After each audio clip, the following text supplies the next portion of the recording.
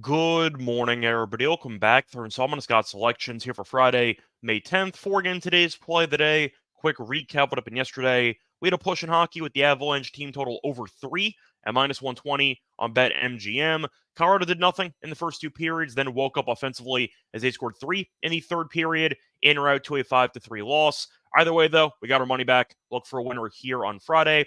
For the actual play, they're doing remind me once again to check out the Winners Whiners website. They pick some experts. Use promo code VTGHSCY35 to get 35% off. Code is also in the description. Plus, we have an offer from BetMGM in the description. So if you're looking for a new book and BetMGM's book you're considering, you should join. And you do so, use the link and you'll get a nice sign-up bonus. Also, don't forget to like and subscribe and also hit the bell so you get notified and you'll never miss an episode. Now, for the actual play, going to baseball, going to look at the game between the Phillies and the Marlins, taking place at around 7 p.m. Eastern Time. After this game, I'm going to take the Phillies minus 1.5 at minus 120 on BetMGM. Time recording of 9:30 a.m. Eastern Time. Covering why we're going to take the Phillies minus 1.5 in this game. First reason, Phillies been one of the best teams in the league this season. They've been very good lately, as the Phillies have won 11 of their last 13 games. They've also been good on the road, as the Phillies are 11-5 straight up on the road, so I expect them to look sharp in this game. Meanwhile, Miami's been awful. They've been one of the worst teams in the league, and they've been bad lately, as they've lost 5 of their last 6 games,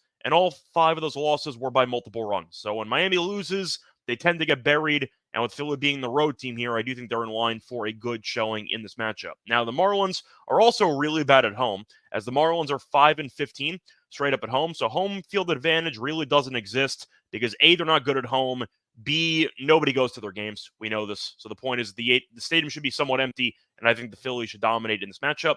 Plus, we're looking at the pitching matchup, and Philly does have the better starter, as Ranger Suarez is pitching for Philly, and he has been amazing so far this season, and he's been even better on the road. So far this season on the road, 21 innings pitched and a 1.29 ERA. He's been incredible, and Miami historically has been awful against him. Miami's active batters have 75 career plate appearances against Suarez, and they have a 197 batting average, so Suarez should look sharp in this matchup.